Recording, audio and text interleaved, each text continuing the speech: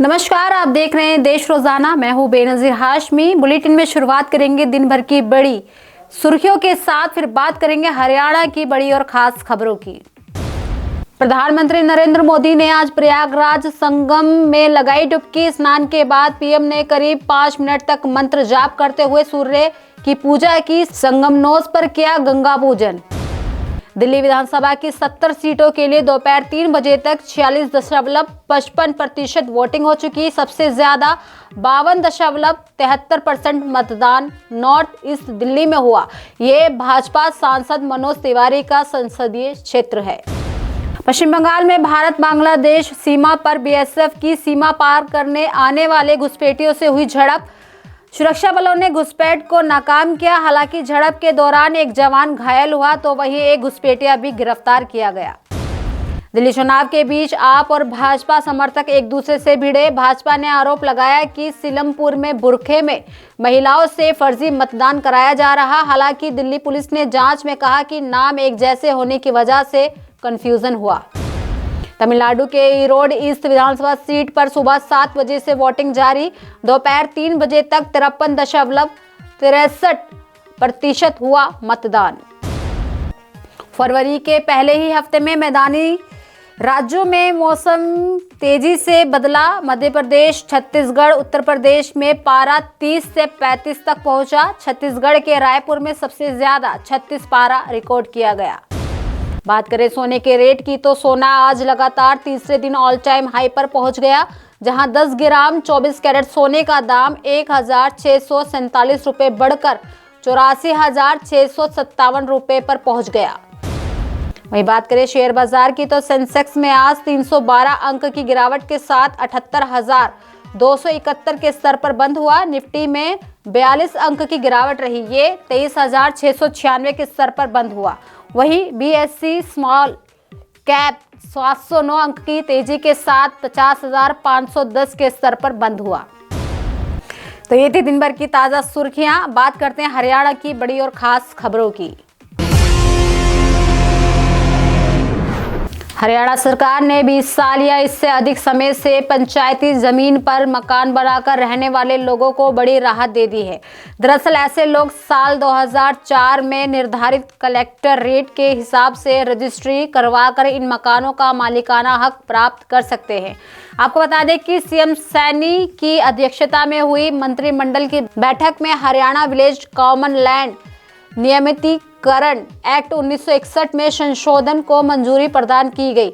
वहीं पंचायती जमीन पर रह रहे लोग 500 वर्ग गज तक जमीन पर बने मकानों का मालिकाना हक प्राप्त कर सकेंगे। मालिकाना हक मिलते ही लोगों को ये संपत्ति किसी भी दाम पर और किसी को भी बेचने का अधिकार भी होगा। मंत्रिमंडल के फैसलों की जानकारी देते हुए मुख्यमंत्री नायब सिंह सैनी ने बताया कि कई बार प्राकृतिक आपदा, जलबहाव और बाढ़ की वजह से लोगों के घर उजड़ जाते हैं। गांव में उन्हें जहां जगह मिलती थी वे वहां घर बनाकर रहने लगते थे, लेकिन ऐसे घरों के मालिक वे अब कभी नहीं बन पाए। हरियाणा के ऊर्जा, परिवहन एवं श्रम मंत्री अनिल विज ने घोषणा की है कि परिवहन विभाग द्वारा राज्य के प्रत्येक जिले से प्रयागराज में आयोजित किए जा रहे कुंभ के लिए बस सेवा शुरू की जाएगी। आपको बता दें कि इस दौरान मुख्यमंत्री नायब सिंह सैनी ने हरियाणा सचिवालय से पत्रकारों की बस को कुंभ के लिए रवाना किया। वहीं सीएम ने अपनी कैबिनेट के साथ स्वयं 6 फरवरी को प्रयागराज महाकुंभ में स्नान करने जाने की बात कही। बताते चले कि अनिल विज ने चंडीगढ़ में मीडिया को बताया कि हर जिले से एक बस कुंभ के लिए संचालित की जाएगी और यह बस सेवा हर जिले से प्रतिदिन चलेगी। जो 5 फरवरी से ये बस सेवा हर जिले से आरंभ कर दी जाएगी और इस प्रकार से हरियाणा रोडवेज की 22 बसें रोजाना कुंभ के लिए संचालित होंगी। वहीं हरियाणा में सरकारी अफसरों का फेरबदल किया गया है। दरअसल सरकार ने तत्काल प्रभाव से 12 आईएएस अधिकारियों और 67 एससीएस अधिकारियों का ट्रांसफर किया है। वहीं मंगलवार को जारी आदेशों के अनुसार वरिष्ठ आईएएस अधिकारी और अतिरिक्त मुख्य सचिव एसीएस स्वास्थ्य सुधीर राजपाल को एसीएस महिला एवं बाल विकास का अतिरिक्त प्रभाव दिया गया है। उन्होंने अमनित पी कुमार का स्थान लिया है, जिन्हें मत्स्य पालन विभाग के आयुक्त और सचिव के रूप में तैनात किया गया है। वहीं आशिमा बराड़ को सहकारिता विभाग का आयुक्त एवं सचिव और हरियाणा विद्युत प्रसारण निगम का प्रबंधन निदेशक नियुक्त किया गया है। फूलचंद मीना को आयुक्त रोहतक मंडल के पद पर तैनात किया गया है, जबकि शेखर विद्यार्थी महानिदेशक डीजी अभिलेखागार को महानिदेशक फायर सर्विसेज का अतिरिक्त प्रभाव दिया गया है। हरियाणा में पिछले महीने हुई बारिश और ओलावृष्टि से राज्य के 51,353 किसानों को नुकसान हुआ है। दरअसल इसका खुलासा तब हुआ जब किसानों ने सरकार से फसल नुकसान के मुआवजे के लिए ई क्षतिपूर्ति पोर्टल पर दावा दायर किया। वहीं किसानों की बढ़ती संख्या और खराब मौसम को देखते हुए सरकार ने पोर्टल पर दावा दायर करने की अंतिम तिथि बढ़ाकर 5 फरवरी कर दी थी। आपको बता दें कि पिछले महीने हुई ओलावृष्टि और भारी बारिश से रबी की फसलों को हुए नुकसान के लिए अब तक 9 जिलों के किसानों ने मुआवजे के दावे दायर किए हैं।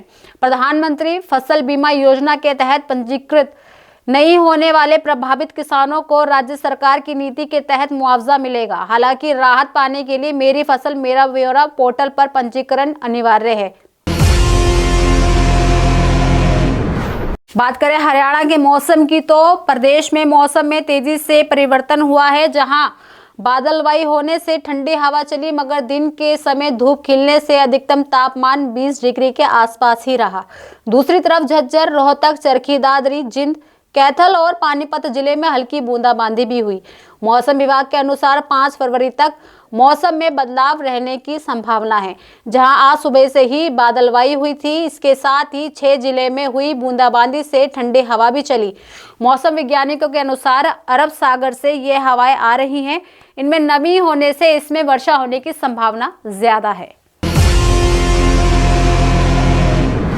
तो ये थी दिन भर की ताज़ा सुर्खियों के साथ हरियाणा की बड़ी और खास खबरें। कल फिर होगी मुलाकात ऐसी ही खास खबरों के साथ। तब तक के लिए बने रहिए हमारे साथ और देखते रहिए देश रोजाना। नमस्कार।